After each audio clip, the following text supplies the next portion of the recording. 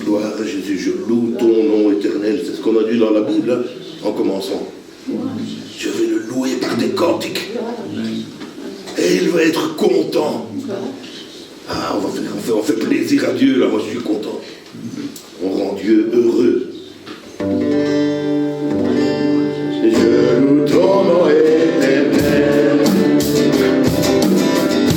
Seigneur, je célèbre ta bonté. Quelle joie tu vis en moi.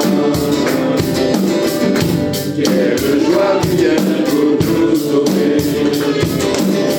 Tu viens du ciel sur la terre, monter la voix de la terre à la croix, payer pour moi de la croix jusqu'au tombeau et du tombeau jusqu'au ciel.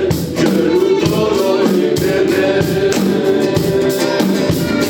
Je loue ton nom éternel. Seigneur, je célèbre ta bonté. Quelle joie tu vis en moi. Quelle joie tu viens pour nous sauver. Tu viens du ciel sur la terre, monter la voix de la terre à la croix, payer pour moi de la croix jusqu'au tombeau et du tombeau jusqu'au ciel. Je loue ton nom éternel.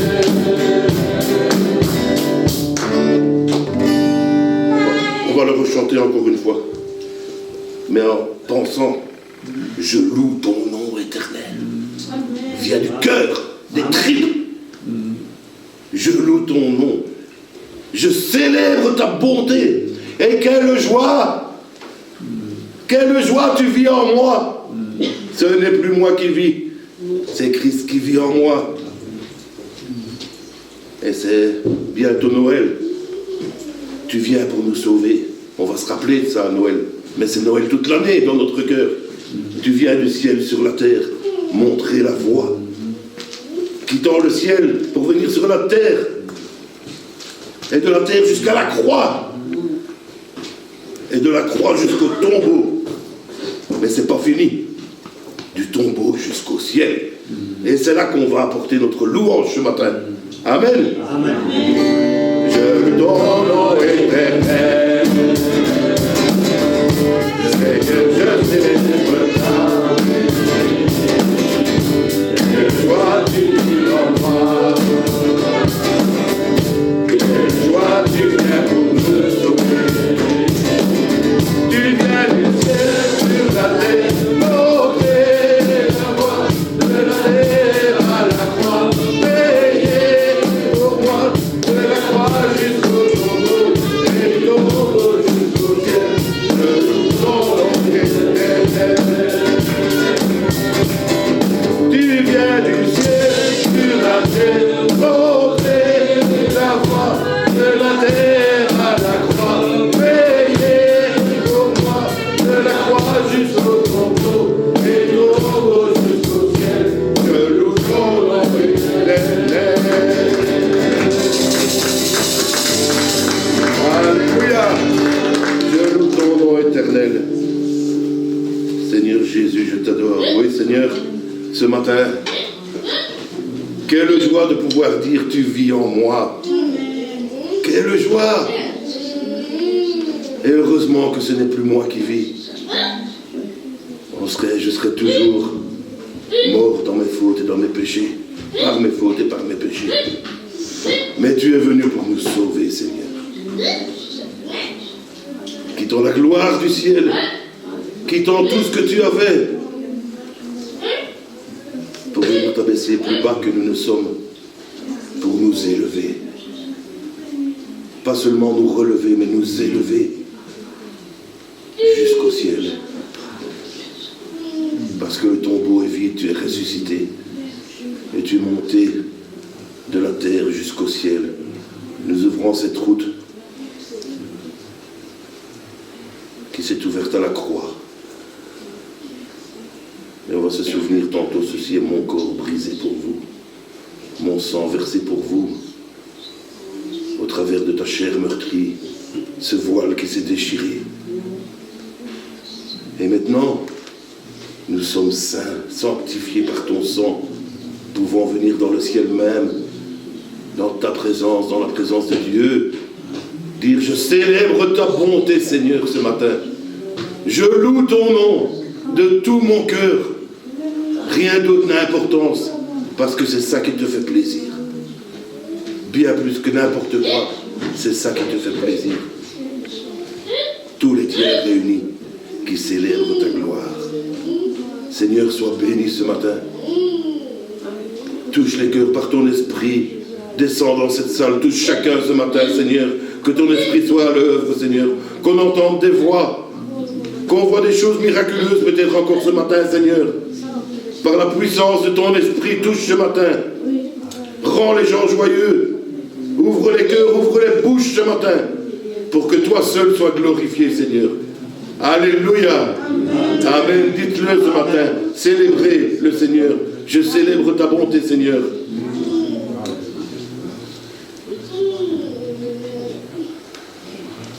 Oui, Seigneur, nous célébrons ta bonté.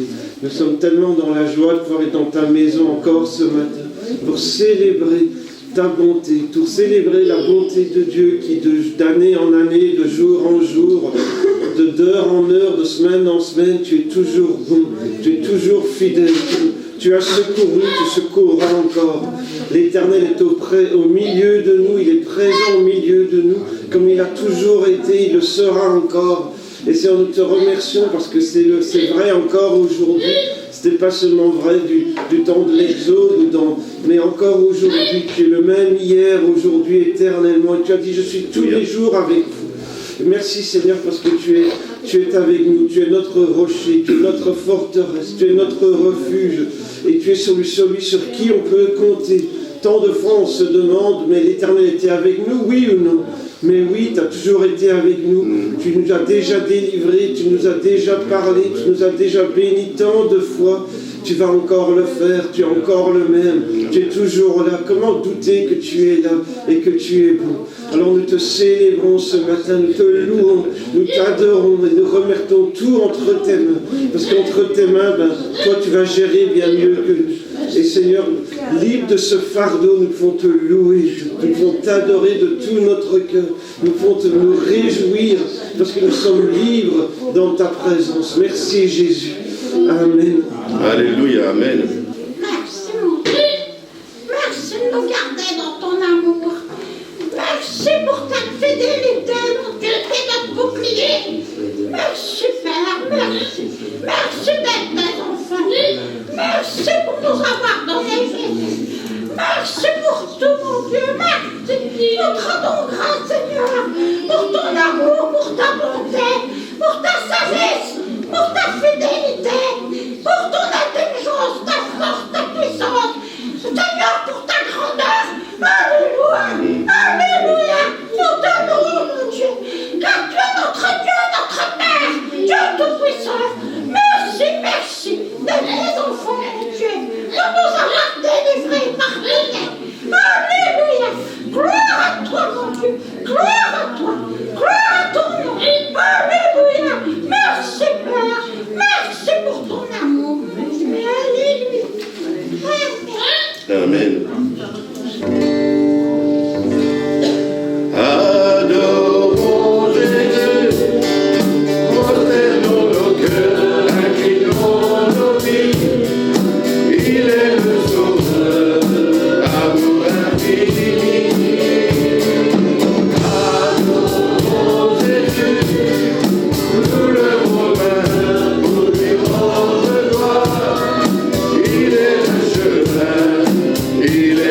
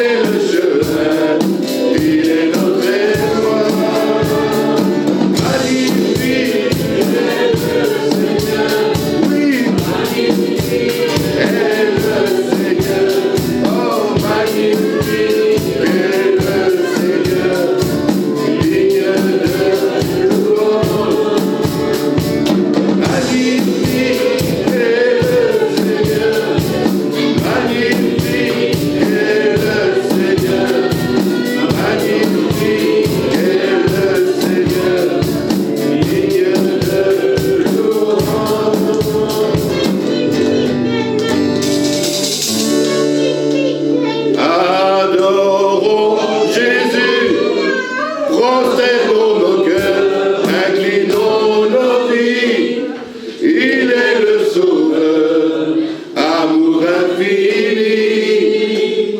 Adorons Jésus, nous levons nos mains pour lui rendre gloire. Il est le chemin, il est notre espoir. Magnifique est le Seigneur, magnifique est le Seigneur. Oh, magnifique est le Seigneur, Dieu de louange. Magnifique est le Seigneur, magnifique est le Seigneur, magnifique est le Seigneur, Dieu de louange.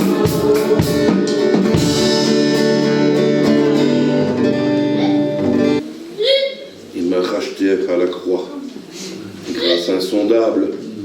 J'étais esclave du péché, mais il m'a sauvé. Jésus m'a sauvé. Ma dette est payée, il m'a libéré. Samuel a dit dans sa prière, on est libre. Libre de rentrer dans le ciel devant le trône. Parce que ma dette est payée.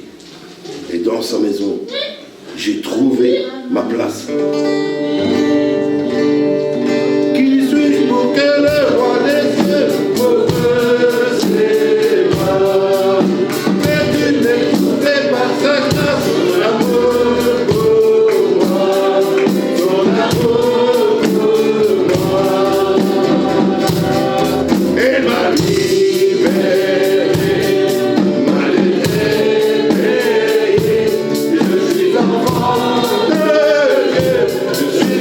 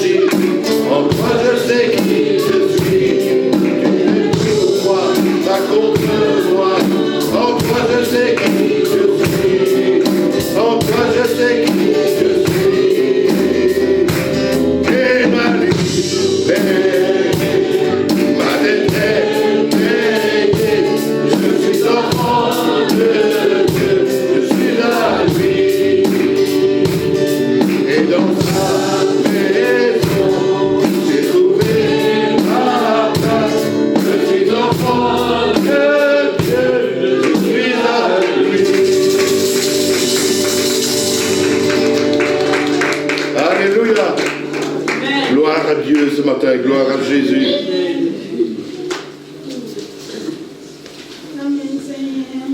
Oui, amen. Oui, amen. Tous les anges louent sa sainteté, mais nous aussi. Nous, les enfants de Dieu, on loue sa sainteté. Chantons gloire et puissance, force et louange à l'agneau immolé. Les ténèbres, je le dis souvent, le diable n'a plus d'emprise, il a été écrasé, battu à la croix. Les ténèbres ont reculé devant l'œuvre de la croix. Va arrière, Satan, devant l'agneau immolé et le sang versé pour moi.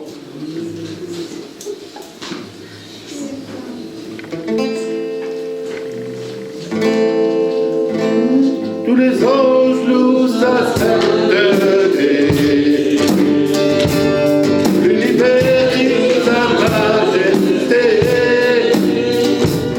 notre gloire et puissance, force et louange à l'agneau immolé, à l'agneau immolé.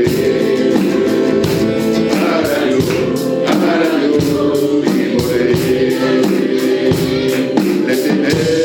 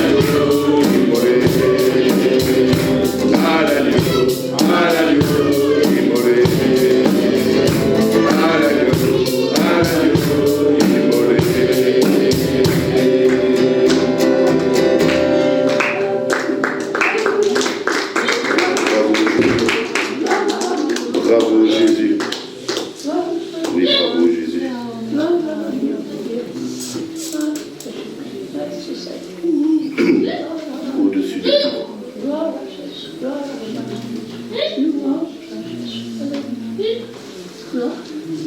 Crucifié, seul, abandonné, tu as souffert, méprisé, rejeté. Tu m'as sauvé, tu m'as aimé par-dessus tout. Amen. Amen. Amen avec ces paroles. Alléluia. Amen.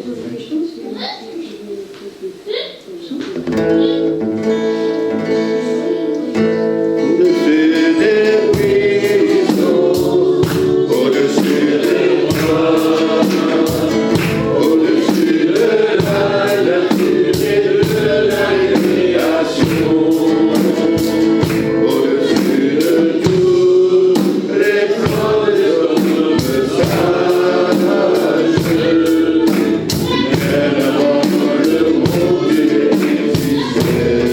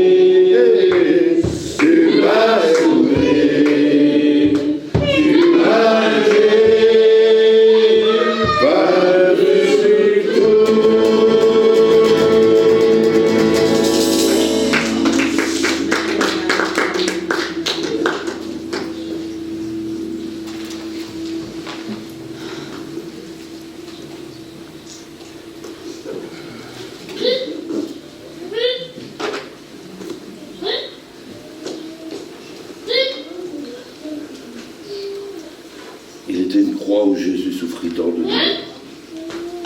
Et c'est là qu'il mourut, sur l'infâme bois, pour sauver le plus vil des pécheurs. Cette croix me sera toujours chère. Elle est gloire et victoire pour moi. Et par elle, en la maison du Père, la couronne est offerte à ma foi. En la maison du Père, je suis enfant de Dieu. Et dans sa maison, j'ai trouvé ma place.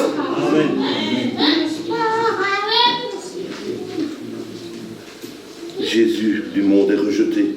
Pour moi, c'est là que l'agneau saint, mon sauveur, a porté mes fardeaux, mes douleurs, mes forfaits. Et sur la croix où Jésus versa son sang pour moi, je contemple ébloui sa beauté. Sur la mort, le péché, son combat triomphant. Je l'ai dit tout à l'heure, la mort n'est plus. C'est la vie pour l'éternité. Et il fait de moi son heureux racheté. Jusqu'au jour bienheureux où avec les élus, dans le ciel, je pourrai l'adorer. On peut se lever peut-être pour ce chant, pour ceux qui veulent, et se souvenir, avant de prendre les signes, se souvenir vraiment de ce que le Seigneur a fait pour moi, pour toi, pour nous. Sur le mont du Calvaire, il était une croix où Jésus souffrit tant de douleur. Oui, c'est là qu'il mourut sur cette infâme croix pour sauver le plus vil des pécheurs. Cette croix me sera toujours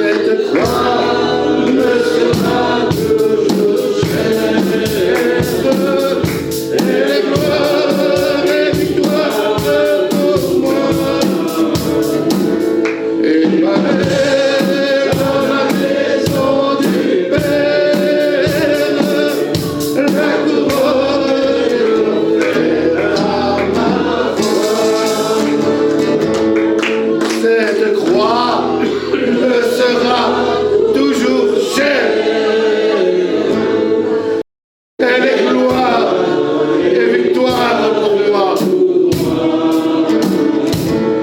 Et pareil, dans la maison du Père, la couronne est offerte.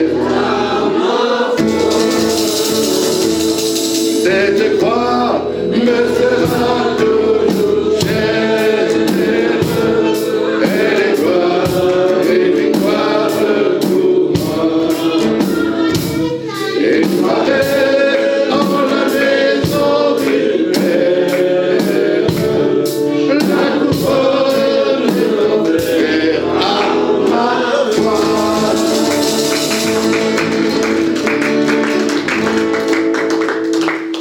Alléluia. Amen. Marc 14. Et au verset 22. Marc 14, 22. Pendant qu'il mangeait, Jésus prit du pain. Et après avoir rendu grâce, il le rompit et leur donna en disant, prenez, ceci est mon corps. Il prit ensuite une coupe, et après avoir rendu grâce, il la leur donna, et ils en burent tous. Et il leur dit, ceci est mon sang, le sang de l'alliance qui est répandu pour beaucoup. Je vous le dis en vérité, je ne boirai plus jamais du fruit de la vigne, jusqu'au jour où je le boirai nouveau dans le royaume de Dieu. Il savait ce qui attendait. Il savait qu'il y avait la croix après le souper, son arrestation, et puis la croix. C'est pour ça qu'il a voulu instaurer un mémorial, un souvenir qui est là derrière nous. C'est lui qui a dressé la table ce matin, c'est lui qui dit, prenez-en tous. C'est mon corps, c'est mon sang, mon corps brisé pour vous, mon sang versé pour vous.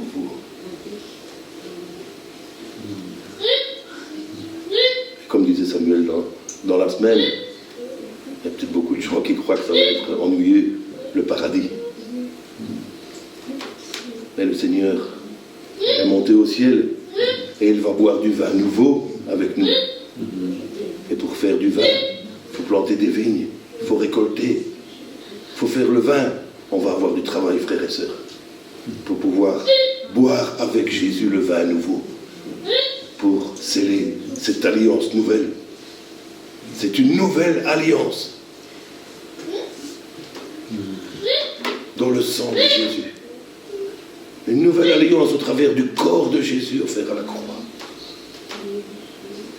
Et cette alliance, c'est comme dans le temps, vous savez, il y avait les rois qui avaient une bague avec un seau, ils mettaient dans la cire et ils fermaient les enveloppes. Nous, cette alliance, elle nous ouvre la porte du ciel. C'est une clé. C'est la clé des portes de la maison de Dieu. Et c'est là, dans sa maison, je sais qui je suis. Je suis enfant de Dieu. Alléluia. Amen. On va se souvenir de ça dans nos cœurs, en prenant ces signes. Partageons entre nous, prenez-en tous. Et il est encore temps de te mettre en règle avec Jésus pour pouvoir participer saintement à la Sainte Seine. Jésus a préparé le repas, il a payé le prix. Ma dette, ta dette est payée. Nous sommes enfants de Dieu. Et dans sa maison, on a trouvé notre place par cette alliance qui nous ouvre le ciel et qui nous permet d'accéder au trône de la grâce. Au trône de la grâce. Mais c'est aussi le trône où on apporte la louange, la reconnaissance de notre cœur. Nos chants, comme on l'a lu ce matin, rien ne fait plus plaisir à Dieu que des cœurs sincères qui chantent la louange de Dieu, la grandeur de Dieu, tout ce que Jésus a fait. Amen. Amen. Alors on va se souvenir ensemble, frères et sœurs, de ce que Jésus a fait. Seigneur, On n'a pas de mots pour dire merci. Tu es bien trop grand, trop puissant devant nous. Tu as fait des choses qu'on ne peut même pas comprendre, Seigneur. Par amour pour nous. Par amour, Seigneur. Qui pourrait faire ça? Qui aurait pu endurer ça? Sinon le Fils de Dieu. Et aujourd'hui encore, je confesse que Jésus-Christ est Seigneur à la gloire de Dieu le Père. C'est ça que je viens crier dans le ciel. Merci, Seigneur Jésus. Merci, Père, d'avoir donné Jésus, ton Fils. Seigneur, merci d'avoir porté mes fautes, mes péchés, mes maladies. Par tes meurtrissures, nous sommes guéris. Et quel moment ce sera, Seigneur, avec tous les élus, comme on l'a chanté, avec tous les élus, boire ce vin nouveau avec toi dans le ciel et t'adorer. Nous allons prendre, Seigneur, en mémoire de toi, comme tu nous le demandes, en mémoire de toi, on va se souvenir de ce que tu as fait pour nous à la croix, et pas seulement à la croix, dans ce combat contre la mort aussi, Seigneur, d'où tu es sorti victorieux. Et c'est ainsi que tu es sorti du tombeau victorieux. Et puis, tu es monté au ciel, reprendre ta place, qui était la tienne, Seigneur. Et quelle joie! On a commencé par « C'est toi qui vis en moi, quelle joie !» de savoir que cette vie est éternelle avec toi et qu'un jour on te verra. Parce que c'est préparer des places que tu es parti faire, Seigneur. Des places pour chacun de nous, et quand ce sera prêt, alors on va entendre la trompette et on va te voir, Seigneur, tel que tu es. Et en attendant, Seigneur, peut-être la dernière fois sur la terre, on va se souvenir de toi, car après on n'en aura plus besoin, Seigneur, de signes. On te verra face à face. Et là, le bonheur éternel, Seigneur.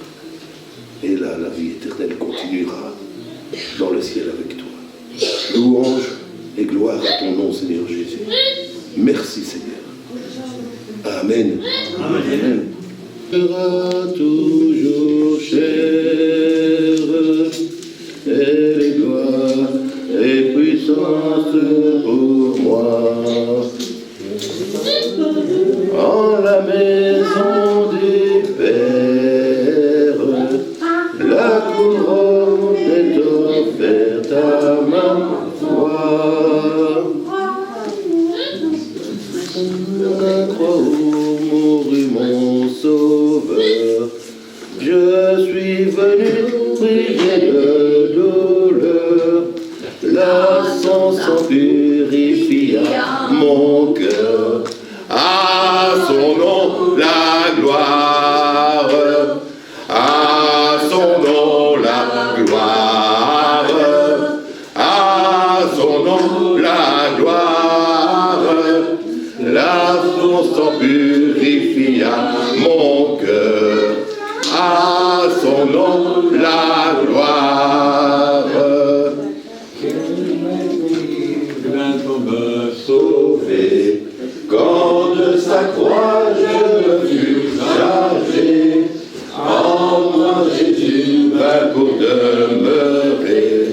À son nom la gloire, à son nom la gloire, à son nom la gloire.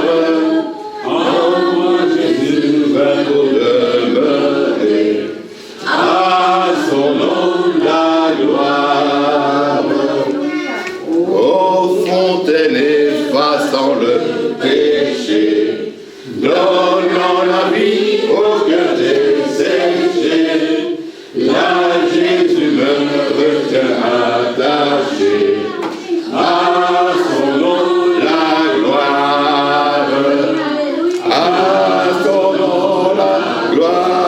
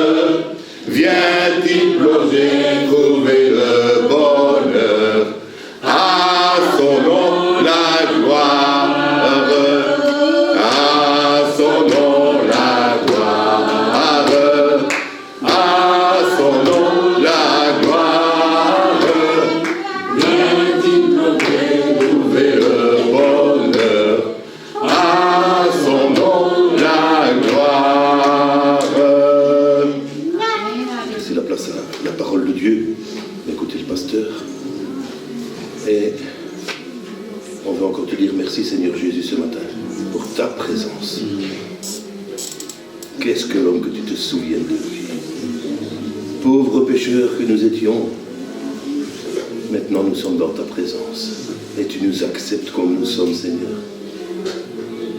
Oh Seigneur, on veut toujours et encore se plonger dans ces eaux bienfaisantes, Seigneur. On n'en a jamais assez.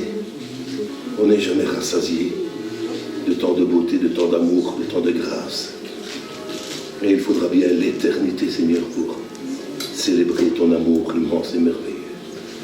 À ton nom, la gloire. Amen. Au nom de Jésus, la gloire. Amen. Alléluia. Amen.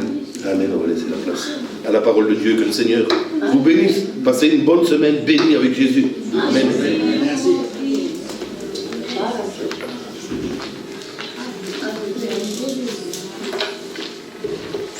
Vous aurez les horaires des réunions derrière moi.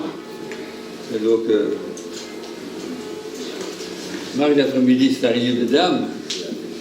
Et cette semaine-ci, les dames vont visiter une personne, nous connaissons bien, c'est Lydiane.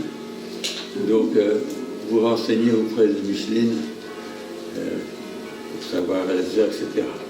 Normalement, partira d'ici à 2h. Voilà. Ça, c'est pour les dames. Le restant des réunions, c'est comme d'habitude. Il y a quelques temps d'ici, j'ai fait quelques études bibliques. J'ai fait une sur la ville de Gaza, ce que la Bible en parle. J'en ai fait sur Ézéchiel 37 concernant cette grande bagarre qui va avoir lieu à la fin des temps. En parlant de la prophétie d'Ézéchiel, donc de façon chronologique. Mais comme la plupart de vous n'étiez pas là, mais nous sommes en train de vivre carrément les prophéties bibliques, et ça se déroule à une vitesse assez extraordinaire. Je dois vous dire qu'il y a des hommes haut placés qui se croient très malins et qui involontairement peut-être sont en train d'accélérer les choses. Mais dans ce cadre-là, l'Église a une grande part à jouer. Laquelle? Prier. D'accord? Et il y a quelques années, je crois que c'était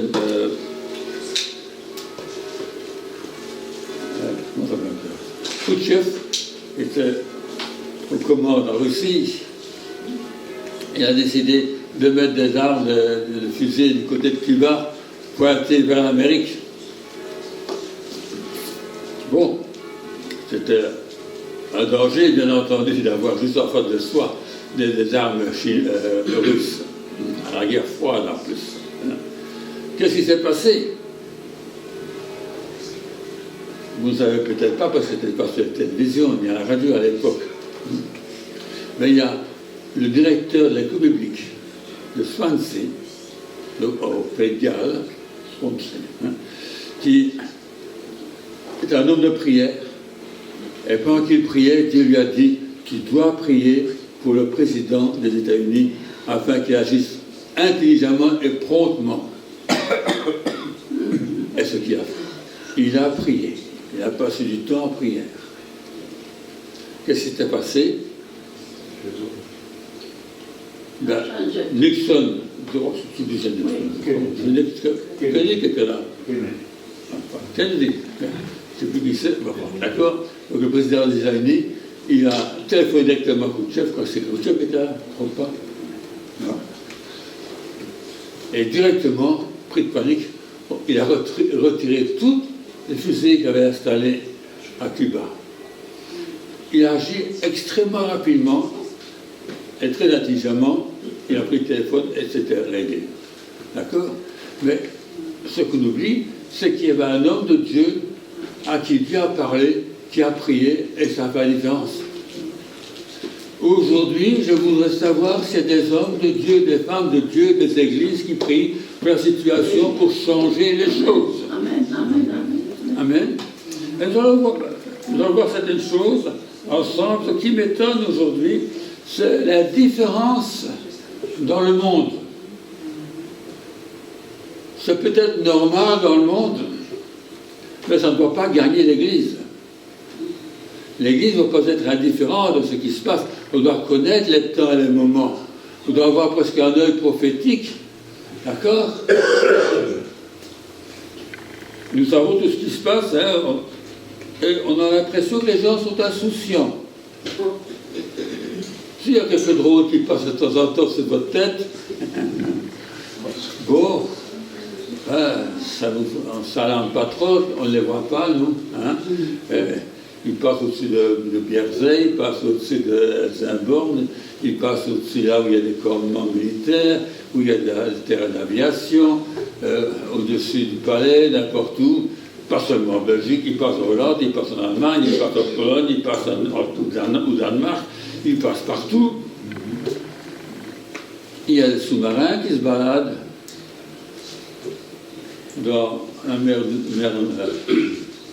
du Nord, dans la Manche, on sait d'où ils viennent ces sous-marins-là.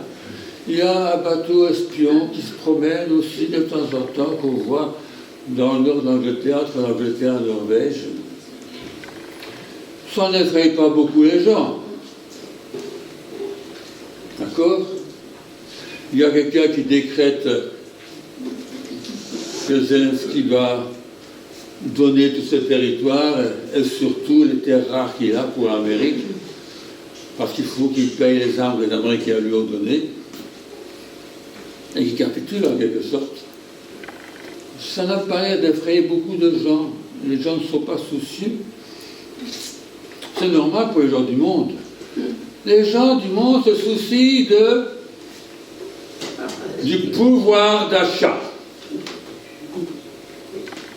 Ça, c'est ce qui les intéresse. C'est vrai? Le souci plus de Gaza, on n'en parle plus de Gaza. Depuis soi-disant qu'il y a la paix. Mais il n'y a pas de paix au Gaza. Qui va être les agents de paix là-bas? Qui voterait? Hein? Les Américains vont mettre des soldats là-bas? Non, non, non. Je ne crois pas.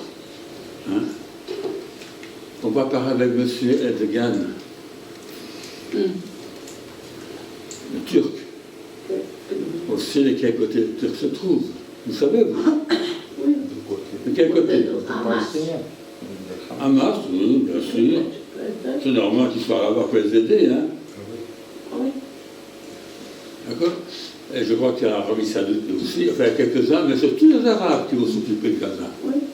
Il n'y a aucun Européen. D'accord? Bon, c'est en tout cas le décret de M. Trump. On connaît aussi, parce que M. Erdogan est un petit filou. Je veux dire en passant, vous savez peut-être, il y a quelques temps d'ici, je crois que c'est le ministre des Affaires étrangères belge qui était se balader au Soudan. Vous lui avez demandé, mais qu'est-ce que tu vas faire au Soudan? Mais mon ami turc m'a dit, il a arrangé le voyage. Apparemment, notre petit Belge avait un ami turc dans ce conseiller. Il est allé là-bas, par le président à l'époque, qui était au Soudan. Il a arrangé, je ne sais pas quoi, il paraît que c'est pour les réfugiés. Il y en a beaucoup de Soudanais en Belgique, hein, pas vers lui en tout cas. Enfin, il est allé là-bas, pareil pour les réfugiés. Il est à peine revenu que Erdogan est allé là-bas,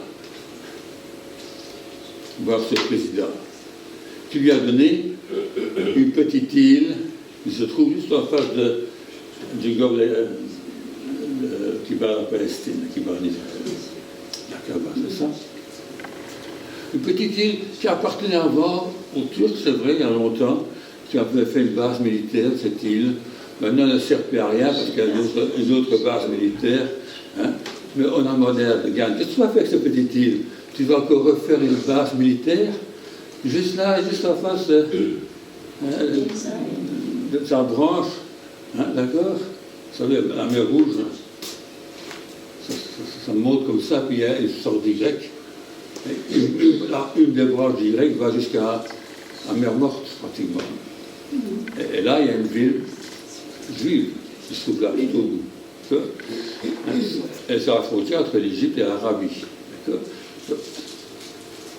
Et tout en bas, maintenant, il y a une petite île, et cette petite île-là, ça appartient maintenant aux Turcs. À Kadour, le Soudan.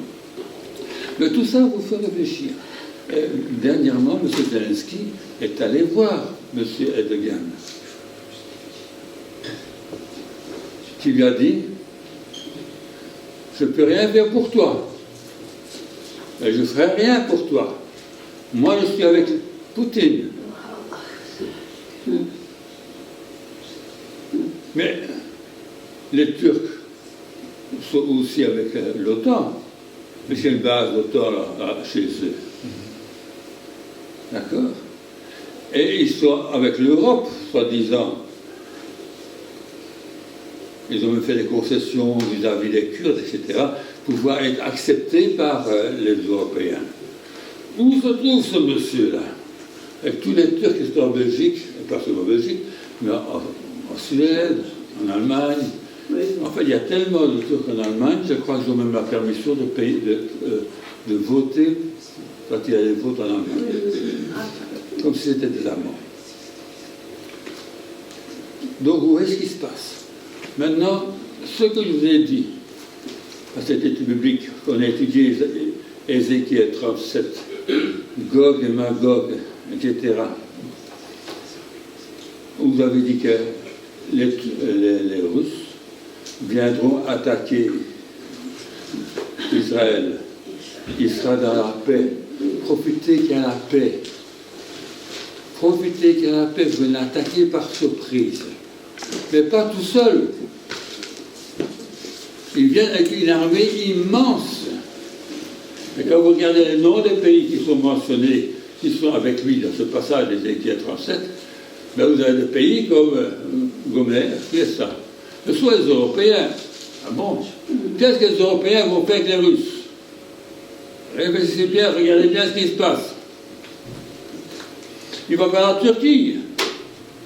Togarma, certains placent en Turquie, certains placent en Azerbaïdjan, certains placent carrément au nord, dans la Russie, dans la mer Arctique. Il y a l'Iran qui est dans la liste. Tous ces pays-là qui vont faire un bloc, mais ils sont déjà maintenant un bloc.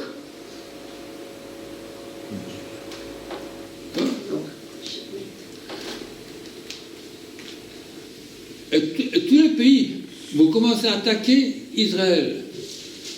Il y a eu un vote il n'y a pas tellement longtemps pour savoir s'il y aura un État palestinien.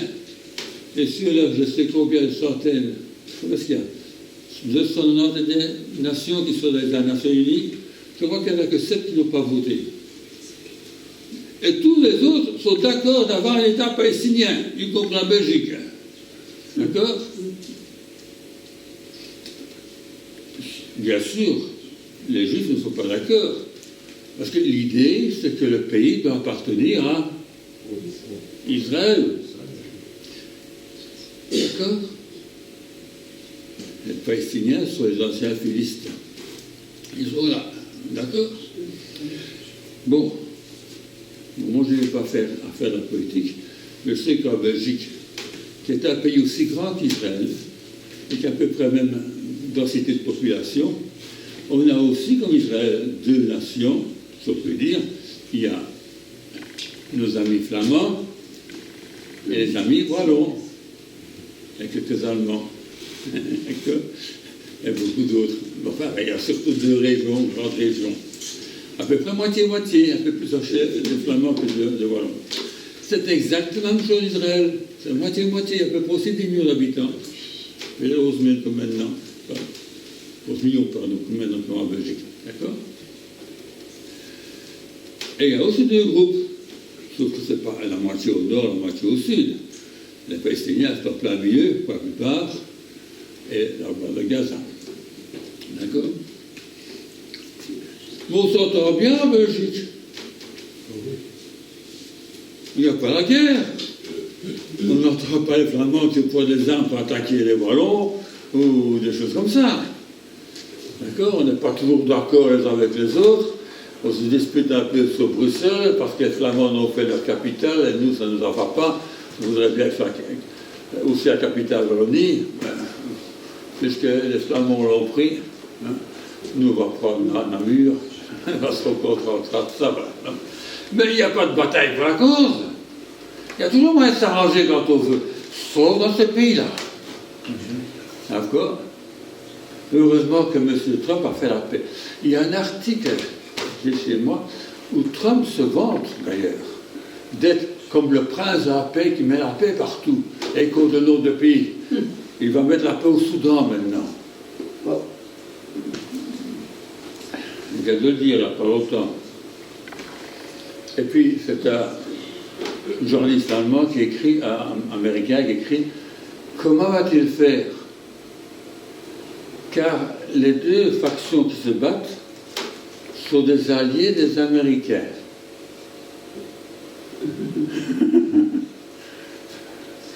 Va-t-il rejeter un pour l'autre? Comment va-t-il faire? Ben oui, c'est une grande question, ça. Donc ça, c'est une autre question, d'accord? Je préférerais qu'il s'occupe peut-être du problème nigérien, d'accord? Où le Boko Haram qui vient justement du Soudan est en train de tuer je ne sais combien de chrétiens chaque année. Oui. C'est par milliers les chrétiens. C'est incroyable. Le nombre... Et des enfants aussi. On vient justement encore maintenant de kidnapper je ne sais combien de centaines de jeunes et de jeunes filles qui sont forcées à se marier, qui sont violées, et je ne sais pas quoi. Et tous les chrétiens qui fuient la religion, vous parlez de nettoyage ethnique, hein, et qui fuient pour aller ailleurs, parce qu'en Nigeria, la moitié en dessous animiste ou chrétienne, et le nord est musulman.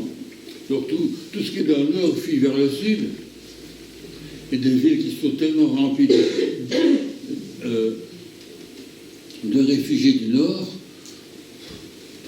Il y a des pasteurs qui sont là avec 5 autres pasteurs qui logent chez eux avec tous les enfants, c'est presque une crèche.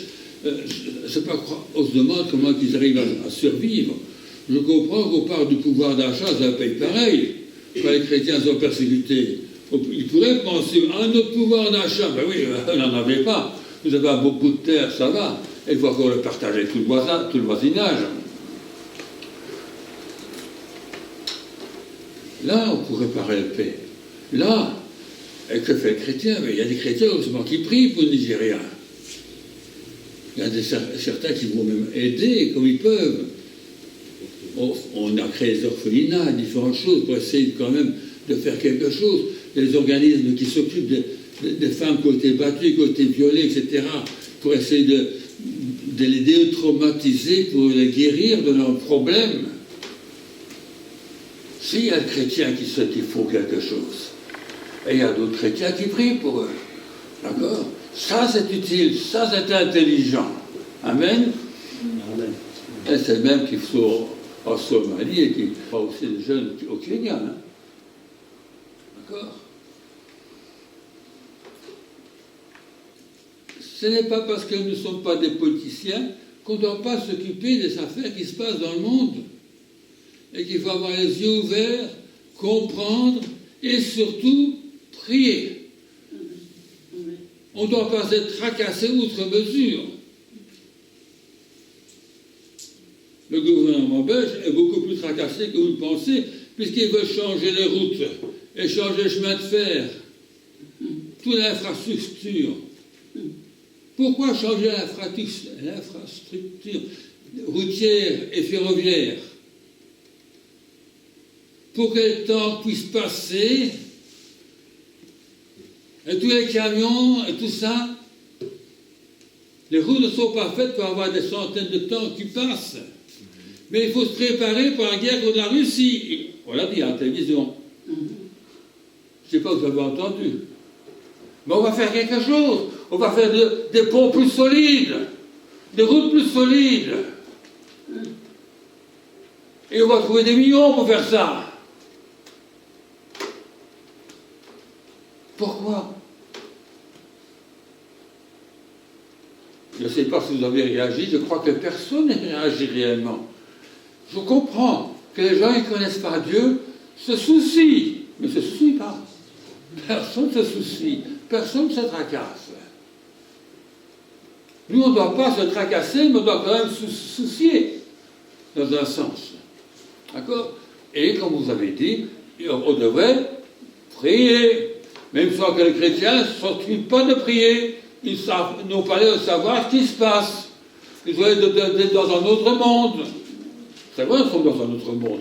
Mais quand même, on côtoie un monde qui a ses problèmes et pour lequel nous devons aussi prier, chercher la face de Dieu et nous sanctifier et vivre pour la gloire de Dieu. Amen. On ne peut rien changer, bien sûr que non. Vous n'avez pas téléphoné, vous, à M. Trump pour lui dire ce qu'il doit faire. Mais moi, je connais quelqu'un qui peut le faire. Amen. À condition que les autres se mettent à genoux. Je veux dire que nous, on prie, pas qu'on abdique, mais qu'on prie, amen. Car comme on dit si bien, le chrétien est quelqu'un qui marche à genoux. Amen. C'est la prière qui est importante. On va prendre comme quelques versets. Hein?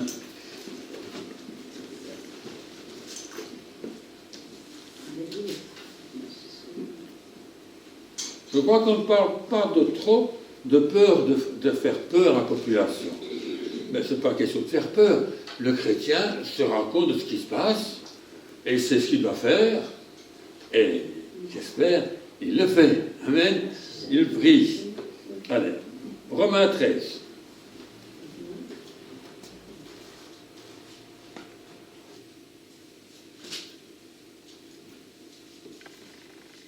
Il dit qu'on doit faire de mal à personne, qu'on ne doit rien à personne, qu'on doit aimer les uns les autres. Et puis, verset 11. Cela importe d'autant plus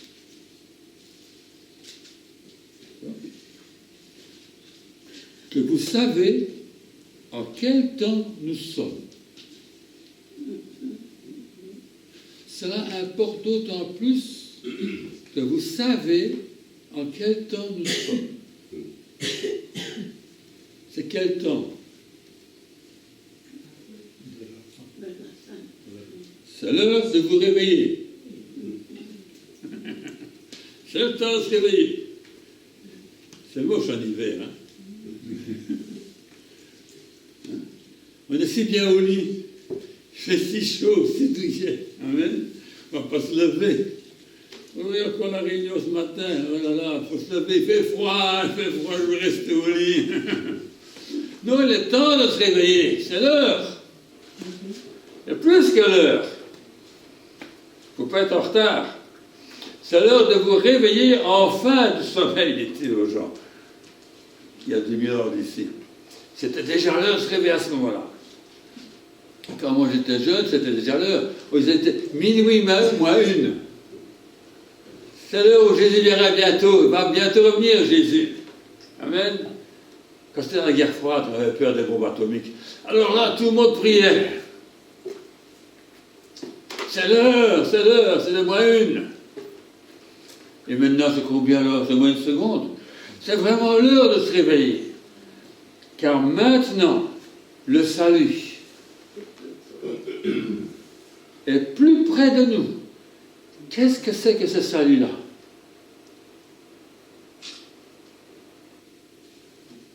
Votre cœur, votre âme est sauvée.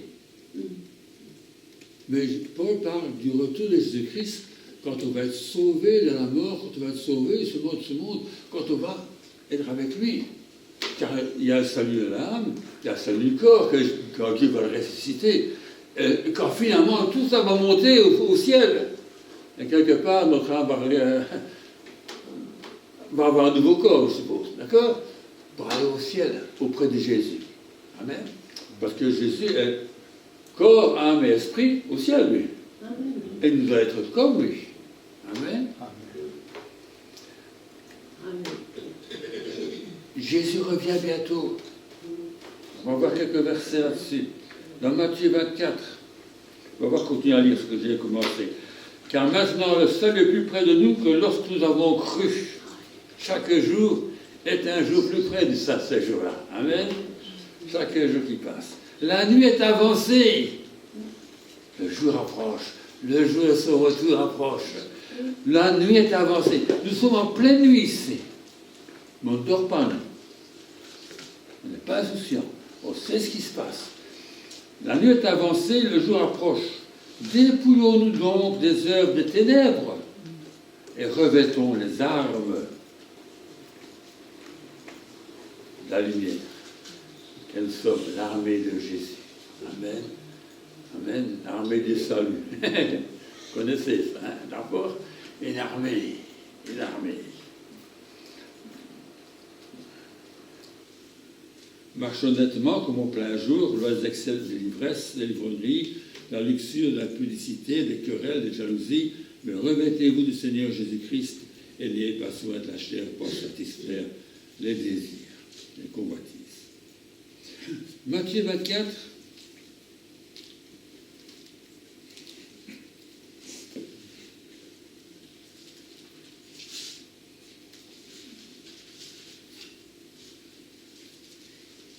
Je ne vais pas tout lire.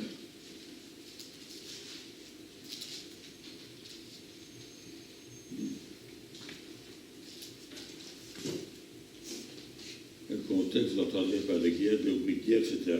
Bon. Versets 6 et 7.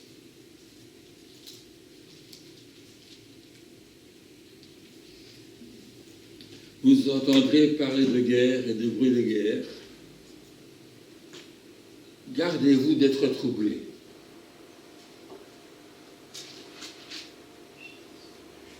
Car il faut que ces choses arrivent. Mais ce ne sera pas encore la fin. Une nation s'élèvera contre une nation, et un royaume contre un royaume, et il y aura en divers lieux des famines et des tremblements de terre.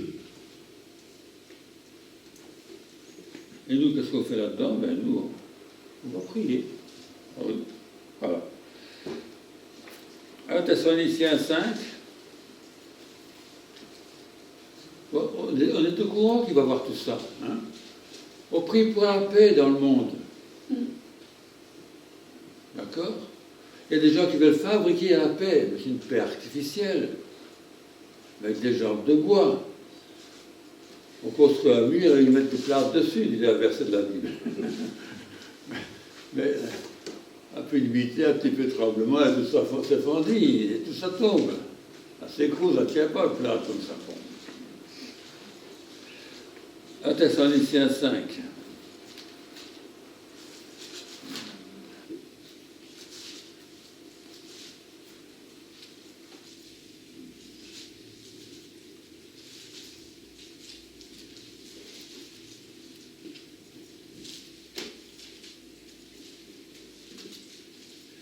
Pour ce qui est des temps des moments, donc vous connaissez le passage, en tout cas ce qui vient avant, c'est justement le retour de Jésus-Christ.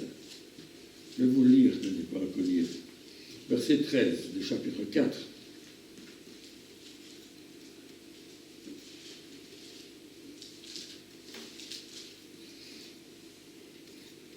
Bizarrement, juste avant, il parle de la sanctification et de l'amour fraternel, etc.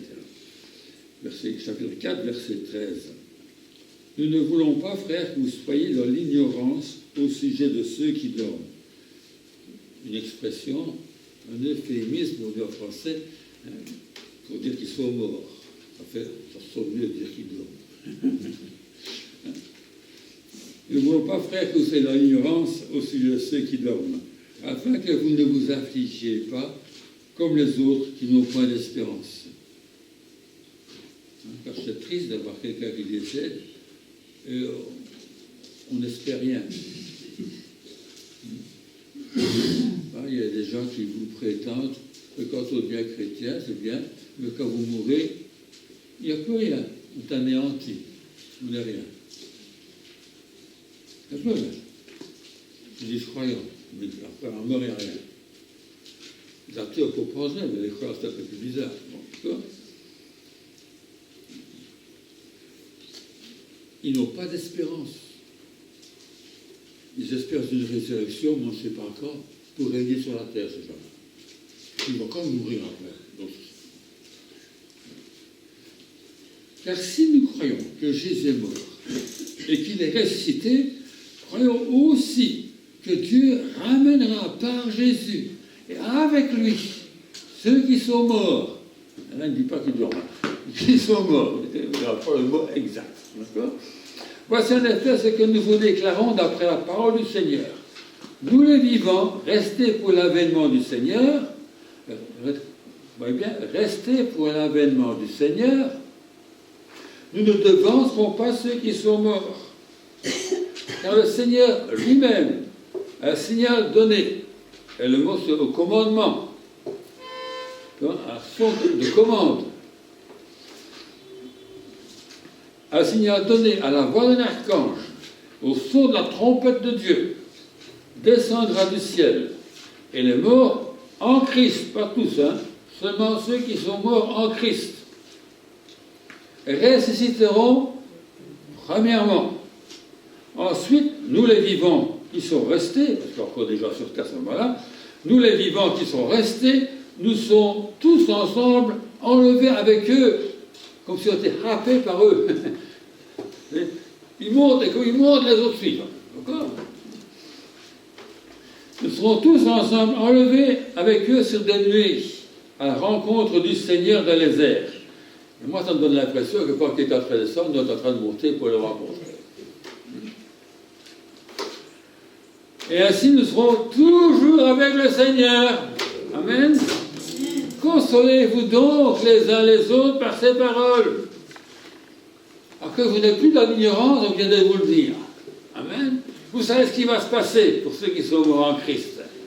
Amen. C'est pour ça que nous voulons que tout le monde accepte Jésus-Christ comme son sauveur. S'il meurt, on sait où il va. Amen. Enfin, on ira tous au paradis, non? La Bible ne dit pas ça. C'est une belle chanson, mais si tu ne crois pas à Jésus, si tu ne meurs pas en Christ, il ne veut pas dire qu'il ne te prendra pas. Il faut que tu lui appartiennes. Maintenant, pour ce qui est des temps et des moments, c'est le chapitre 5, vous n'avez pas besoin, frère, qu'on vous en écrive. Parce qu'on ne sait pas. Mais on a quand même des signes. Car vous savez bien vous-même que le jour du Seigneur viendra comme un voleur dans la nuit. Quand un voleur vient chez vous, qu'est-ce qu'il fait? Il vous téléphone le jour avant pour dire qu'il passera 3 heures du matin.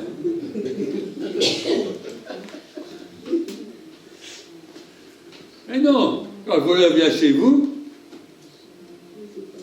elle a observé que vous n'étiez pas là à telle heure, et il vient à ce moment-là. Vous prend par surprise. On ne sait pas quand Jésus va revenir. Depuis qu'il est parti au ciel, les chrétiens ont toujours attendu qu'il revienne. Le salut est plus proche que nous quand nous avons cru. Ils disaient quoi il y a 2000 ans d'ici? Et ma mère était persuadée que le Seigneur allait revenir de son vivant. Et bien, bon, c'est pas la seule. Amen. Tous ceux qui connaissent ce passage savaient que le Seigneur allait revenir.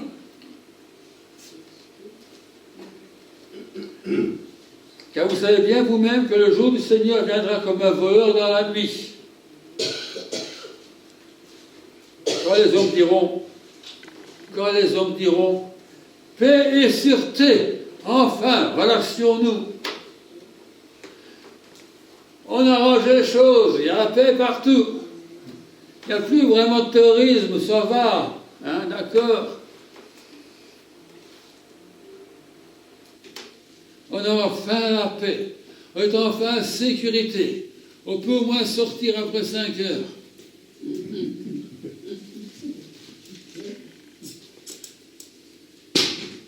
Quand les hommes diront paix et sûreté, alors une ruine soudaine les surprendra. Comme les douleurs de l'enfantement surprennent la femme enceinte, et ils n'échapperont point. Mais vous, frères, vous n'êtes pas dans les ténèbres. C'est un mythe tout autour de vous, mais vous êtes dans la lumière. Il y a dans ce monde de ténèbres des spots de lumière. Amen.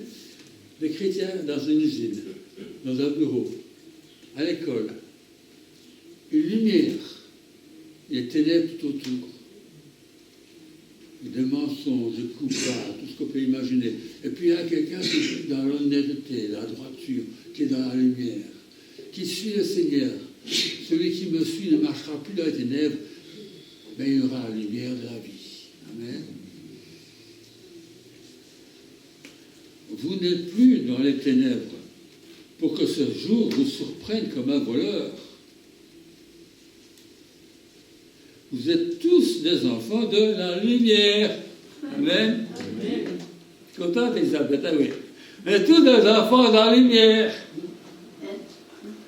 Des enfants du jour. Alléluia.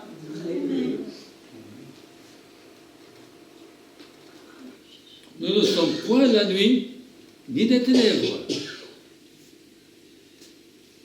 Ne dormons donc point comme les autres, mais veillons et soyons sobres. Ceux qui dorment la nuit. Par le pasteur qui ne peut pas dormir la journée. C'est la sieste. Mais normalement, c'est la nuit qu'on dort. À part les gens de nuit. Vous prenez le jour que la nuit. Hein. Mais nous sommes des gens du jour. Ceux qui dorment la nuit, et ceux qui s'enivrent la nuit. Du temps de Paul, en tout cas. Aujourd'hui, ceux qui sont ivres jour et nuit. Mais nous qui sommes du jour, serons sobres, ayant revêtu la cuirasse de la foi, cuirasse c'est solide ça, hein? La cuirasse de la foi et de la charité, ayant pour casque l'espérance du salut. Ça garde à penser. Car Dieu ne nous a pas destinés à la colère, puisque la colère est tombée sur Jésus. Amen. Mais ceux qui ne croient pas en Jésus, la colère de Dieu demeure sur ceux-là. Amen. Mais nous ne sommes pas destinés à la colère. Il y a des gens qui croient que l'Église va passer par la colère. Mais non, on n'est pas destiné à cela. Amen. Il y aurait des signes avant-coureurs, peut-être. Et autour de nous, il y a les choses vont de mal en pis. Mais ce n'est pas encore la colère. Le jour de la colère de Dieu, ça serait quelque chose de terrible, d'horrible. Quand Dieu va vraiment, je veux dire, se fâcher sur tous ces gens qui ont refusé d'accepter la grâce qu'il leur a offerte. Nous ne sommes pas destinés à la colère, mais à l'acquisition du salut par notre Seigneur Jésus-Christ. Amen.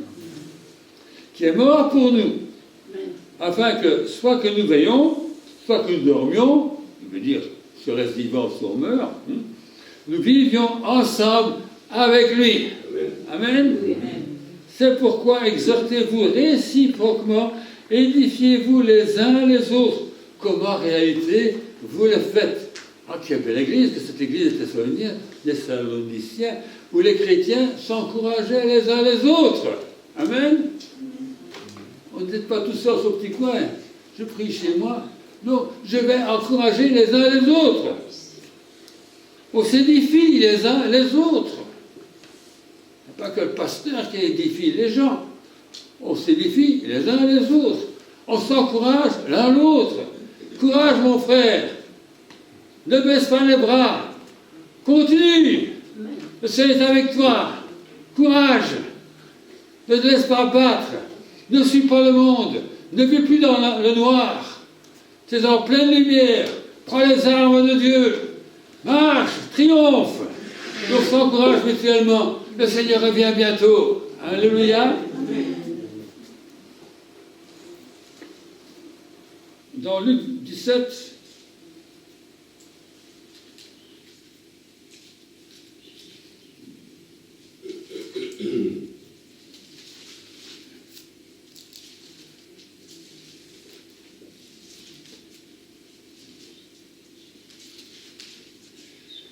Assise.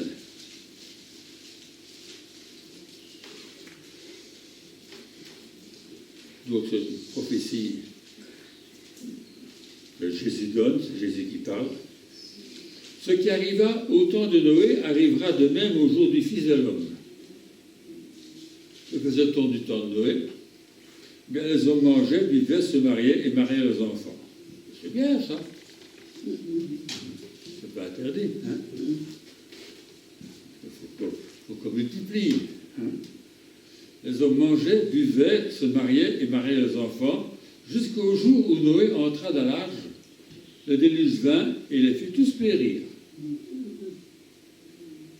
Ils avaient été prévenus aussi. Noé leur avait prévenu à prêcher. 120 ans pour être été à prêcher. C'est beaucoup, hein, quand même. Quand il construisait l'arche. Peut-être pas le marteau. Tapait peut-être des pierres, d'accord. Couper le bois, je ne sais pas quoi il faisait. Bon, ben, enfin, il a fait un bateau quand même. Moi, je faisais des planches à l'époque. Sans scie, hein, sans métal en tout cas. Ben, ça prend du temps. Ce qui arriva du temps de Lot arriva pareillement. Qu'est-ce qui se passait-il du temps de Lot? Eh bien, c'est Sodome et Gomorrhe. Les hommes mangeaient. Ben oui. Ah oui, ils faisaient autre chose aussi. Ils buvaient, ah oui. Et puis, ils achetaient, vendaient, plantaient, bâtissaient. Ah, donc, Noé, c'est la famille. On mange, on boit, et puis on se marie, on marie les enfants. L'autre, c'est le travail. On mange et on boit, mais au travail, on plante, on fait différentes choses, on bâtit. Mais le jour où Lot sortit de Sodome, une pluie de feu de soufre tomba du ciel et les fait tous périr. Ils ont tous été pris par surprise. Ils sont du temps de Noé ou au temps de Lot. Du temps de Noé, c'est pire, parce qu'ils étaient prévenus. Amen. Et pourquoi? Parce que dans les deux cas, ils ont vécu dans le péché, ils ont vécu dans les ténèbres, si vous voulez. Et quand on leur a dit, sauvez-vous, changez de conduite, venez au Seigneur, ils ont désobéi, ils ont fait à leur tête. D'accord? Ils n'ont rien fait de mal, ils faisaient que manger, boire et dormir. Ils se mariaient. Oh, c'est vrai que dormir et boire, ils ont construit une maison, ils ont fait. C'est du temps de l'autre. Comme du temps de Noé, le monde vivait dans le péché. D'accord? Il en sera, dit-il, de même le jour où le Fils de l'homme paraîtra. D'accord? Dans Matthieu 24, on va retourner là-bas.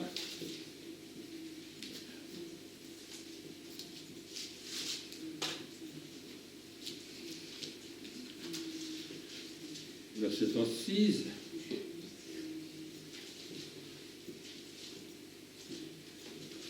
Pour ce qui est du jour et de l'heure, personne ne le sait.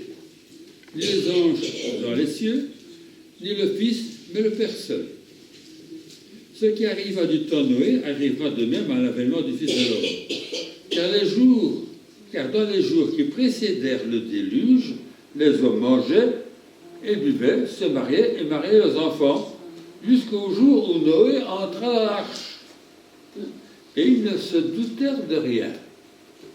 Ils s'étaient prévenus et ils ne s'attendaient à pas. Ils se doutèrent de rien. Jusqu'à ce que le déluge vint, et les emporta tous. C'était trop tard. Ouvre-nous, Noé, il pleut. On a les pieds dans l'eau. Et puis à un moment donné, on a la tête dans l'eau. Mais on ne sait pas ouvrir la porte. Pourquoi est-ce qu'on n'a pas su ouvrir la porte pour laisser entrer? Il dit, et Dieu ferma la porte. Noé est entré dans le bateau, tous les animaux qui devaient entrer, ils sont entrés aussi. Les fils de Noé sont entrés et leurs femmes aussi. 8 personnes sont entrées dans le bateau. Il y avait place pour les copains et les autres, hein. Mais personne n'a suivi. Et quand tout le monde est dans le bateau, Jésus, enfin c'est Dieu, a fermé la porte. Et puis c'est mis à pleuvoir. C'était trop tard. Trop tard. La porte était fermée. La porte de la grâce est grande ouverte. Mais quand Jésus revient, elle se fermera. Amen. Et puis il y a des gens qui vont continuer à vivre de façon insouciante, comme les gens aujourd'hui.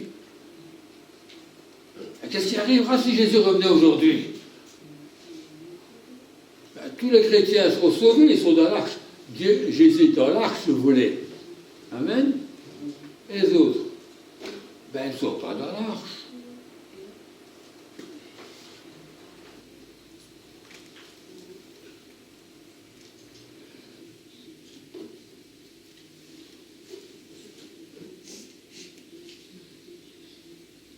Il en sera de même à l'avènement du Fils de l'homme.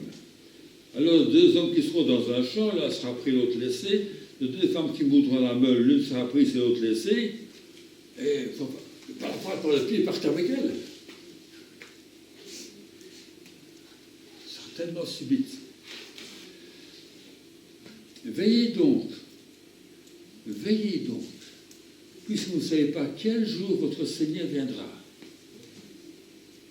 Sachez-le bien, si le maître de la maison savait à quelle veille de la nuit le voleur doit venir, il veillerait et ne laisserait pas percer sa maison. C'est pourquoi, vous aussi, tenez-vous prêts, car le Fils de l'homme viendra à l'heure où vous n'y penserez pas. Vous ne serez pas pris par surprise parce que vous l'attendez. Amen. Amen. Ne vous laissez pas endormir par les soucis, les problèmes, tout ce qui se passe autour de vous.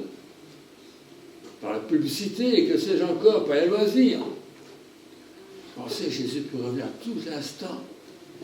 Tout instant. Marc 13.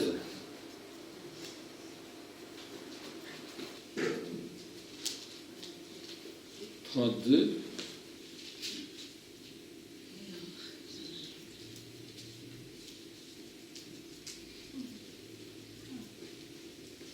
Il dit la même chose d'ailleurs.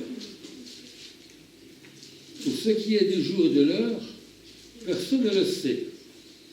Ni les anges dans le ciel, ni le Fils, mais le Père seul. Prenez garde. Un autre mot pour veiller. Prenez garde. Veillez et priez. Veillez et priez. Car vous ne savez pas quand ce temps viendra. Veillez et priez. Restez éveillés. Si vous n'êtes pas éveillé, réveillez-vous. Éveillez deux fois, hein, réveillez. Veillez et priez. Comme ça, quand le Seigneur vient, vous ne serez pas prêts à l'improviste. Vous serez appelés à la prière. Si pas physiquement, à genoux, peut-être dans le cœur. Vous serez toujours en contact avec Dieu. Où que vous soyez, quoi que vous fassiez, restez toujours en contact avec Dieu. Parlez-lui, écoutez-le. Amen. Soyez des hommes et des femmes de prière. Priez sans cesse, parce que vous ne savez pas quand il va revenir.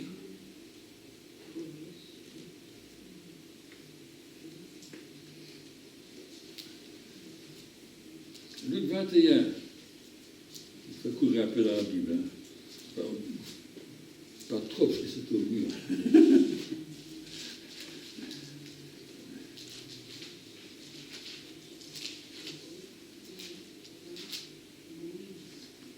Verset 34. Prenez garde à vous-même, de crainte que vos cœurs ne s'apesantissent par les excès du manger. Il y a des chrétiens qui sont trop gros, sont trop lourds. Il y a trop de graisse. Tout appesanti. Par les excès du manger et du boire. Il n'est pas question du poids physique. Hein. C'est que quand on a bien mangé, on fait une grosse sieste.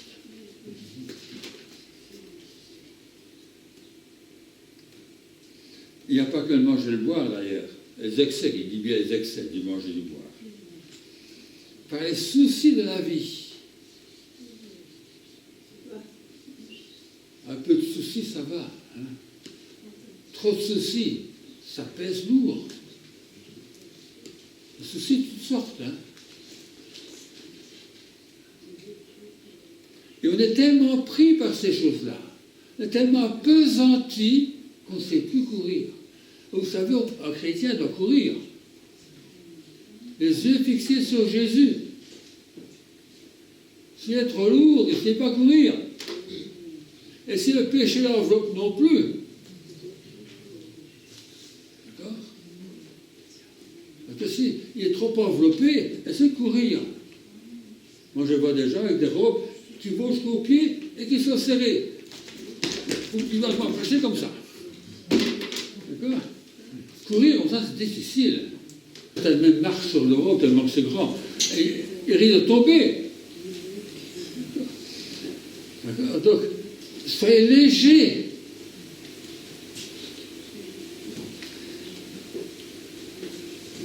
Que ce jour ne vous surprenne pas à l'improviste. Que vous puissiez toujours courir.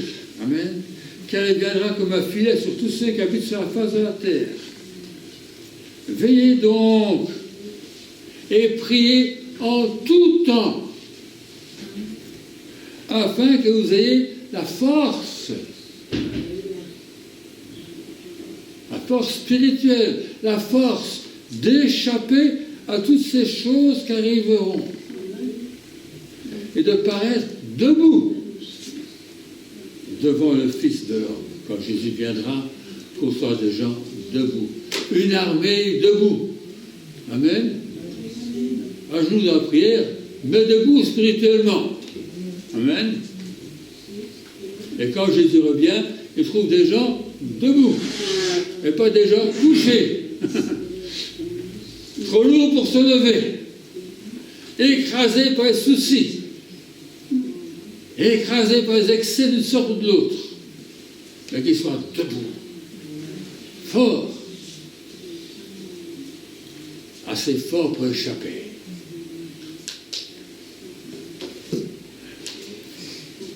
Dans Matthieu 24, 20, il y a quelque chose, une petite phrase.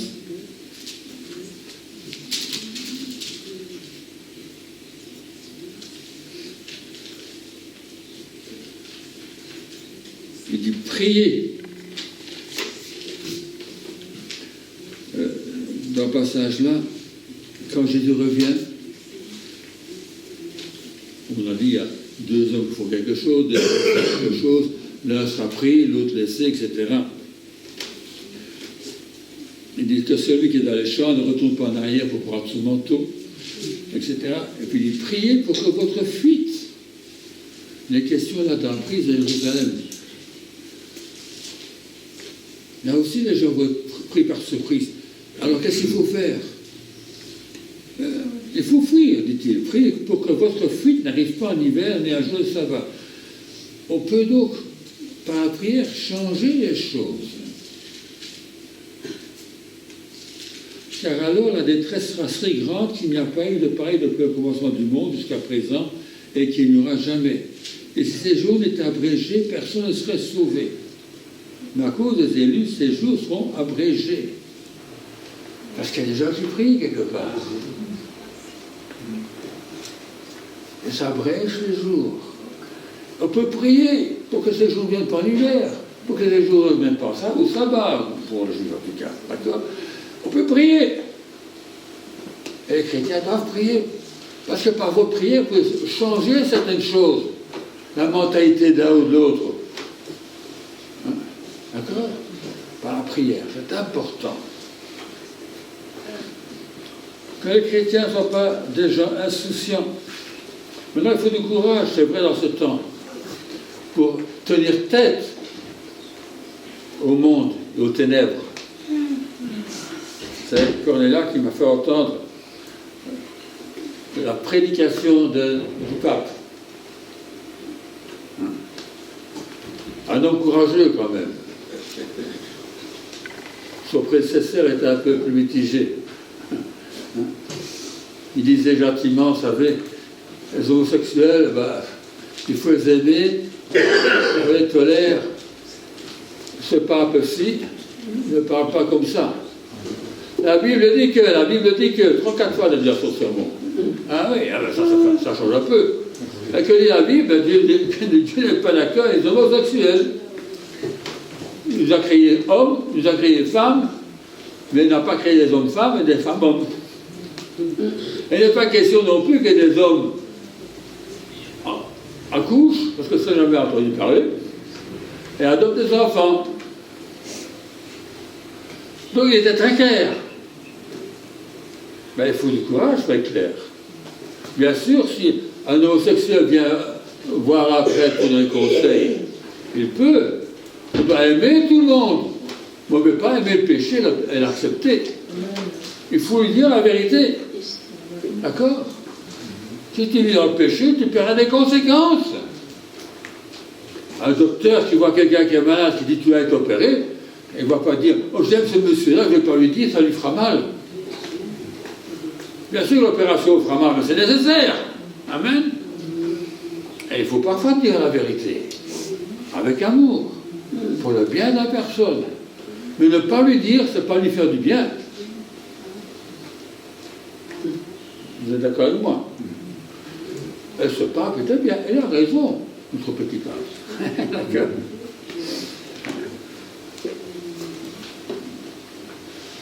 Et il est temps peut-être que l'Église monte-t-il dans la lumière et pas dans la pénombre.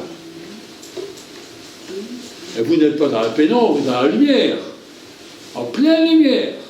Elle va peut-être éblouir les gens, mais que ça éblouisse les gens.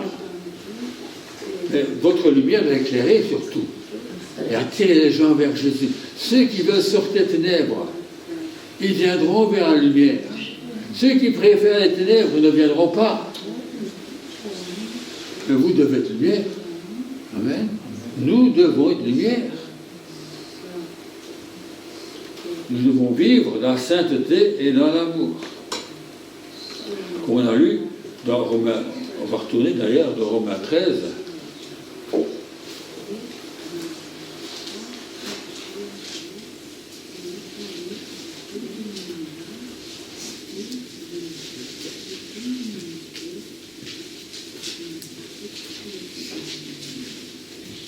Verset 11, on va lire. On va relire. Ça importe d'autant plus que vous savez à quel jour nous sommes, c'est l'heure de vous réveiller enfin du sommeil. Car maintenant le salut est plus près de nous que lorsque nous avons cru. La nuit est avancée, le jour approche. Dépouillons-nous donc des œuvres des ténèbres et revêtons les armes de la lumière. Dépouillons-nous donc des œuvres de ténèbres et revêtons les armes de lumière. Marchons honnêtement, comme en plein jour. Loin des excès, des ivrogneries, la luxure, la publicité, des querelles et des jalousies. Donc, en tant que chrétien, il y a une marque de démarcation là. D'accord? On est honnête, on est loin des excès, et même des choses comme des querelles et des jalousies. On revêt Jésus-Christ. On ne prend pas soin de la chair. Moi j'ai envie de, je fais ceci, je fais ce qui me plaît. Non, non. Qu'est-ce que Jésus veut? On se dépouille de certaines choses et on revêt d'autres. Amen.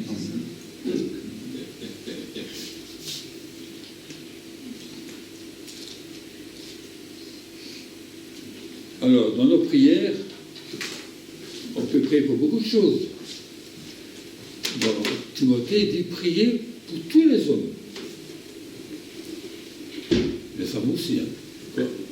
Pour tout le monde, priez pour tous. Pour les gens sont en autorité. Hein?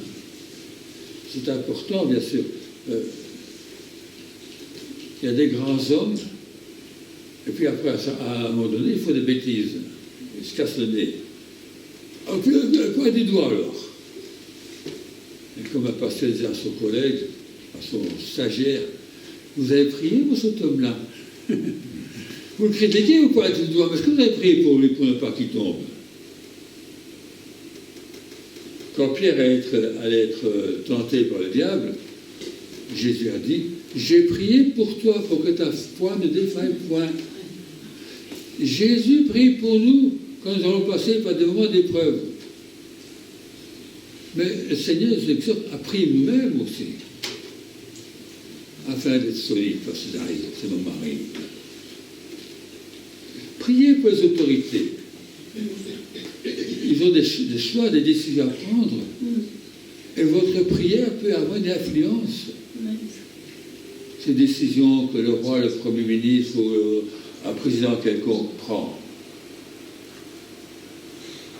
Vous ne savez pas quelle importance votre prière peut avoir. Aucune prière n'est perdue. Le Seigneur s'occupe de toutes les prières. Amen. Parfois même des prières d'inconvertis. Comme Corneille. Par exemple, dans la Bible. Amen. Les chrétiens sont des gens de prière. C'est des gens qui se tiennent devant Dieu, comme il est dit. Devant le Dieu, devant qui je me tiens. Un serviteur qui se tient devant Dieu. Un chrétien qui se tient devant Dieu. Paul dit que ce qu'il fait, il le fait devant Dieu. Oui, bien sûr, et devant les hommes. Car les hommes vous voient, mais Dieu aussi. Et si vous tenez devant les hommes, c'est pour parler de Dieu. C'est pas pour faire comme les hommes. C'est peut-être pour les aider, oui, les secourir. Montrer l'amour de Dieu pour eux. Vous tenez devant Dieu pour l'adorer, bien sûr, mais aussi pour recevoir ses conseils, sa marche à suivre, ses directives, se tenir devant le Seigneur, jour et nuit, devant Dieu. Amen. C'est important dans le monde dans lequel nous vivons, d'avoir des chrétiens qui se tiennent devant Dieu. Et prier Dieu pour les autorités,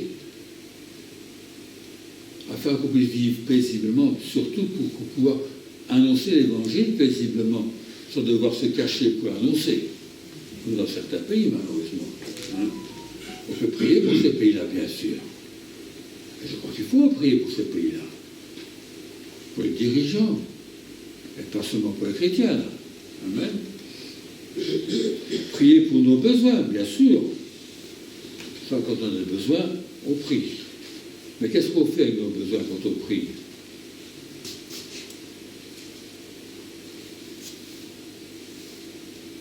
C'est pas que vous nous écrasez, hein. Si tu es écrasé par les soucis, c'est pas normal, hein, pour un chrétien d'être écrasé par les soucis. Si quelqu'un avait des soucis, c'est bien l'apôtre Paul. Persécuté, en prison, naufrage, que sais-je encore. Et en plus de tout ça, tous les soucis que me donnent les églises. Oh, il n'y a pas qu'une église. Ce qui peut être toutes. Et ça lui donne des soucis.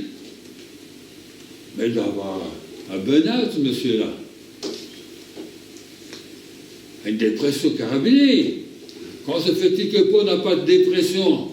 Et tout cela, comment est-ce qu'on peut traverser tout ça sans dépression?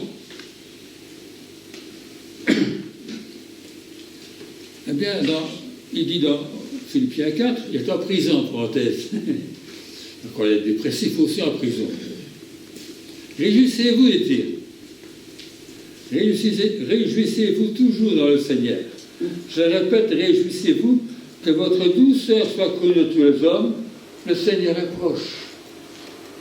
Son retour est proche, mais aussi, il est proche de toi. Ne vous inquiétez de rien. Dans toute chose, faites connaître vos besoins. Ben oui, j'ai des besoins. Faites-les connaître. Hein? Comme le psychologue dit. Parlez, allez téléphoner, parlez à un avocat. Sauf qu'ici, il ne dit pas ça. Il dit, si faites connaître vos besoins à Dieu. Vous allez dire à l'avocat, vous allez dire au psychologue, peut-être même au docteur, après. Mais la première chose qu'il doit faire quand on a besoin, c'est présenter à Dieu. un grand souci, un grand problème, présente-le à Dieu. Lui peut s'en occuper. Amen.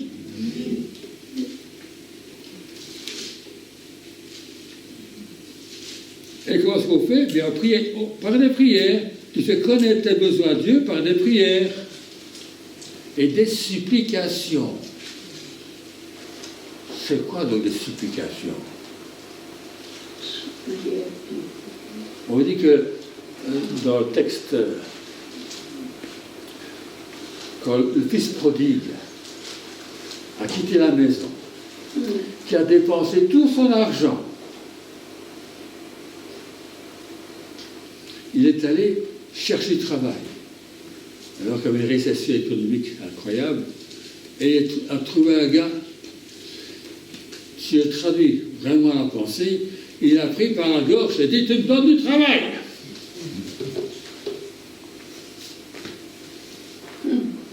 Là, je n'en ai pas beaucoup, j'ai quelques cochons, va t'en occuper. Et il a trouvé ça comme travail. Arrivé dans un tel état de désespoir, tu dois bien le coup de quelqu'un pour avoir du travail. Tu supplies le Seigneur dans certains moments où tu passes peut-être même des nuits en prière. Tu vas crier vers le Seigneur, comme dit parfois David. Je crie vers Dieu. Peut-être dans ton cœur, tu ne peux pas réveiller les voisins, mais en tout cas, tu cries vers Dieu. Amen. Et tu insistes auprès de Dieu. Amen. Et tu veux faire ça en louant le Seigneur, avec des remerciements, avec des actions de grâce. Parce que tu sais que Dieu entendra la prière. Il exauce ta prière. Que ce soit une prière simple, un simple désir. Le Seigneur répond même à nos désirs. Et parfois, il faut insister. Il faut faire comme Bartimée. Seigneur, fils de David, aie pitié de moi. Tais-toi, t'es pas intéressant. Seigneur, moi j'ai besoin de toi. Tais-toi, t'es pas intéressant. Le Seigneur continue sa route comme s'il avait rien entendu. Il crie encore plus fort.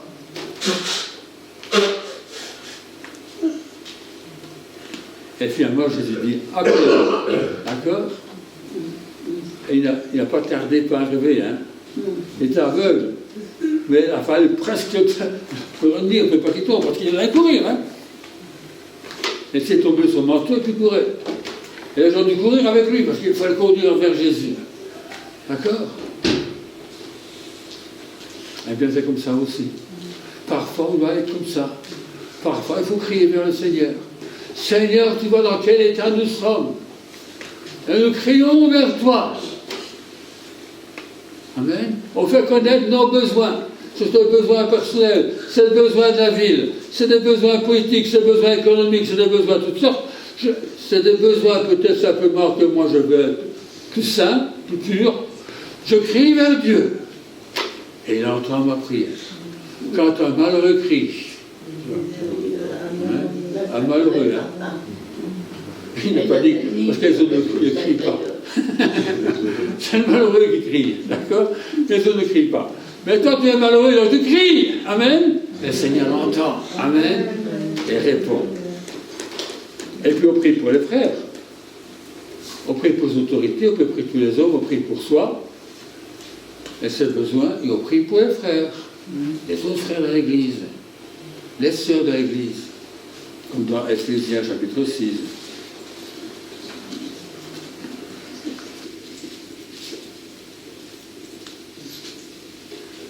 Verset 18. On prie pour les gens nigériens, bien entendu. Et même les gens au Soudan. Il y a des chrétiens là-bas. Certains sont mis en prison dans cette guerre qu'ils ont là-bas. On a des frères partout. On ne peut pas faire une liste. Hein, mais on prie pour tous ces frères. Des frères ici, des frères qui ont des difficultés dans leur santé, trouver du travail, etc. Amen. Nous avons donc là le verset 18. Faites en tout temps, qu'il pleuve, qu'il neige, que vous soyez en bonne santé, que vous soyez heureux, triste, en tout temps, par l'Esprit, toutes sortes de prières et de supplications. Donc apparemment, il y a beaucoup de variantes. Toutes sortes de prières et de supplications. Veillez à cela avec une entière persévérance. Le premier chrétien persévérait dans la prière. Persévérer. Et priez pour tous les chrétiens. D'accord ? Tous les saints. C'est un mot pour dire les fidèles. Priez pour moi, dit Paul. Eh oui, il faut prier pour Paul aussi. C'est pas parce que c'est un homme de Dieu formidable qu'il ne faut pas prier pour lui. Tout le monde court après lui. Mais est-ce qu'on prie pour lui? Amen. Priez aussi pour moi, dit-il, afin qu'il me soit donné, quand j'ouvre la bouche, de faire connaître hardiment et librement le mystère de l'Évangile, pour lequel je suis ambassadeur dans les chaînes, même en prison, que j'ai la liberté de parler de Jésus. Et que j'en parle avec assurance comme je dois en parler. Voilà quelques petites remarques ce matin pour essayer de nous stimuler dans ce monde, à ne pas suivre le flot d'insouciance autour de nous, de laxisme, de laisser aller, mais que ce soit des gens costauds dans le Seigneur. Hein? C'est pourquoi exhortez-vous réciproquement et édifiez-vous les uns les autres, comme en réalité vous le faites. Voilà. Continuez à votre terme. Mieux encore. Plus, mieux. Mieux, plus. Amen. Voilà. Seigneur Jésus, c'est vrai que nous sommes dans un temps difficile, un temps de la fin. Ce n'est pas maintenant seulement, puisque Paul en parle déjà. À travers l'histoire, il y a des moments plus sombres que d'autres. Des moments où il y avait plus de paix, des moments où il y avait tout le temps des guerres, il y a eu des moments compliqués. Il y a des gens qui étaient difficiles, où il y avait la peste, il y avait d'autres maladies très graves, c'est-à-dire des famines. C'est-à-dire, nous sommes un peu mieux lotis en Belgique. Mais néanmoins, c'est-à-dire, nous sommes conscients que nous devons prier. Et nous te demandons pardon si parfois, Seigneur, nous avons à certains laissé aller, peut-être à cause des soucis, à cause des problèmes. Que sais-je, Seigneur, que peut-être on s'endort un petit peu, on prie moins, on est moins attentif, on veille moins. Seigneur, pardonne-nous et que par ta grâce, nous puissions, entre autres, nous encourager les uns les autres, mais aussi par ton esprit, que tu puisses nous conduire. Nous sommes des hommes et des femmes de prière, des hommes et des femmes qui se tiennent devant Dieu, des hommes et des femmes qui entendent ta voix, des hommes et des femmes attentifs à ce qui se passe, alerte. Merci Seigneur Jésus de ce que tu vas faire pour la gloire de ton nom. Bénis chacun d'entre nous ainsi, encourage-nous, que nous puissions nous édifier les uns les autres, nous encourager, nous stimuler mutuellement, par la prière aussi bien que par notre amour, par notre pureté. Bénis chacun Seigneur, dans le nom de Jésus. Amen. Et que Dieu vous bénisse. Amen.